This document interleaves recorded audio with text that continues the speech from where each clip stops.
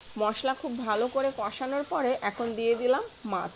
খুব ভালো করে মাছ ধুয়ে নিয়েছি। এই যে হয়ে গেল মজাদার রেসিপি সিম আলু দিয়ে শোল মাছের মাখা মাখা ঝোল। প্রিয় দর্শক, আসসালামু আলাইকুম। আজকে খুব মজাদার রেসিপি শেয়ার করব। শীতের সবজি সিম আলু দিয়ে শোল মাছের মাখা মাখা ঝোল করব। তো আমি সিম আলু ধুয়ে নিয়েছি আর এখন মাছ খুব ভালো করে ধুয়ে নিচ্ছি।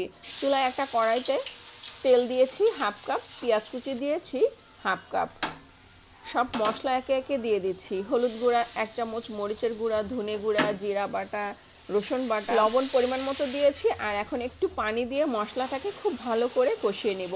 মশলা ভালো করে কষানোর পরে এখন দিয়ে দিচ্ছি ধুয়ে রাখা মাছ। যে কোনো মাছ দিয়ে সিম আলু একটু মাখা মাখা করলে খেতে দারুণ মজার হয়। 1 প্লেট ভাত তো নিমিষেই শেষ করা যাবে, অন্য কোনো তরকারি ছুঁতে ইচ্ছা করবে না। তো এই যে এখন আমি ভালো করে মাছ কষানোর পরে তুলে নিচ্ছি।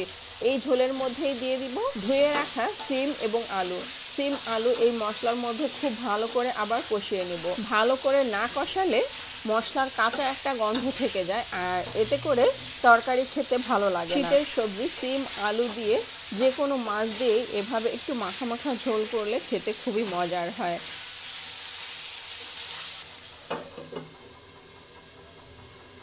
কষানো হয়ে যাওয়ার পরে এখন ঢাকনাটা সরিয়ে দিয়ে দিব ঝোলের পানি। যেহেতু আমি মাখা মাখা ঝোল রাখবো তো অল্প পানি দেব, বেশি পানি দেব না। আমি এখানে 2 কাপের মতো পানি দিয়েছি। এখন আবারও ঢাকনাটা দিয়ে ঢেকে দিচ্ছি। তরকারিতে বলক আসার পরে এখন দিয়ে দিব কষিয়ে রাখা মাছ। মাছগুলো আমি সব দিয়ে আবারও ঢাকনা দিয়ে ঢেকে দেব।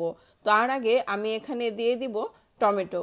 একটা টমেটো আমি লম্বা করে কেটে রেখেছি। তো এখন টমেটো দিয়ে দিচ্ছি আর দিয়েছি কাঁচামরিচ।